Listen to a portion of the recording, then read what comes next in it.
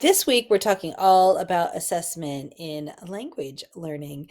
And I wanted to share some more formal tools to have your language proficiency tested.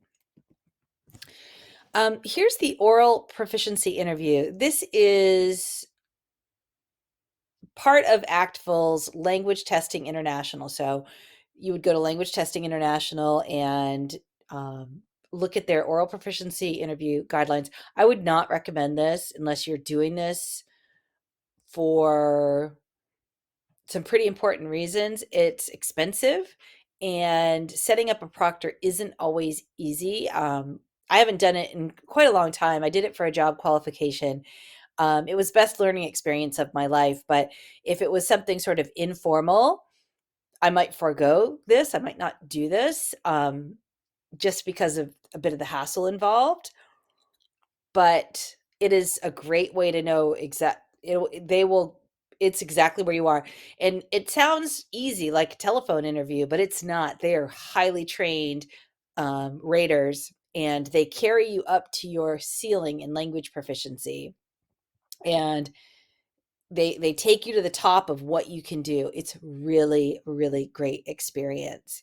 And it's pricey. And the raters have to recertify all the time. They have to retrain. It's if you want an official rating, you can use sometimes for college credits, you can use for job qualifications, or just to really know this is the place to go.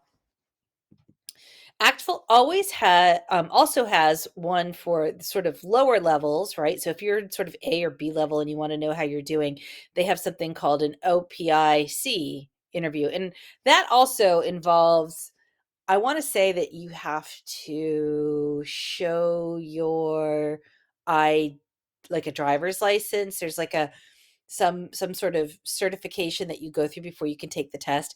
And to be honest with you, the oral proficiency interview may be like that as well, just about confirming ensuring your identity that you are indeed, the person who signed up is indeed the test taker.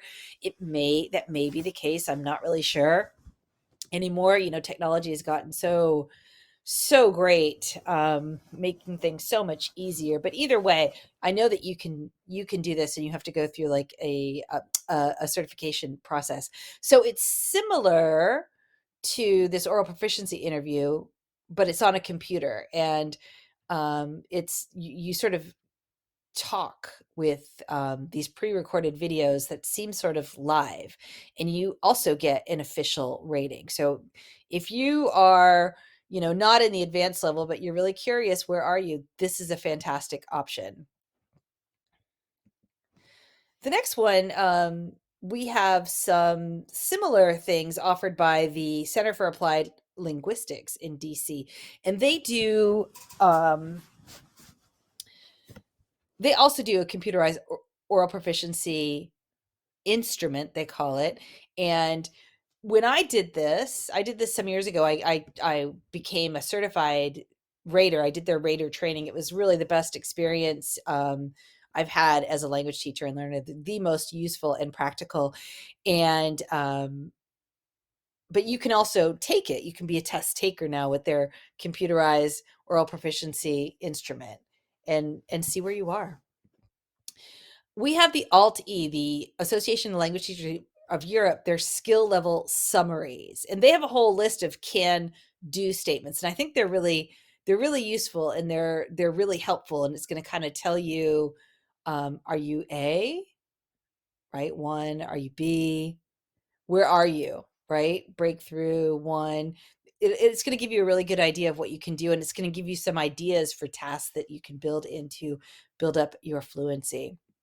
And while I've mentioned this before, and if you're going to spend any time over at ACTFL, I really like the ACTFL can-do statements. They're much more comprehensive than anything I've found for the Association of Language Teachers for Europe. So I really like them, but they're a really great way to sort of, if you're going to do any of these formal assessments, checking in with the ALTE statements and the NACIFL statements can give you a good idea of where you are, so it's not a complete surprise, right? It can be something that you decide to work in these statements for a while before you go and do one of these formal interviews. So it'll give you a good idea of where you are, and then you can really see what you need to be able to do for where you want to be.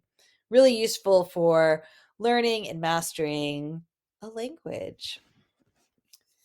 Next week, we're going to talk all about assessments you can use in classes, and I'm also going to give you some ways to use that for independent language learning.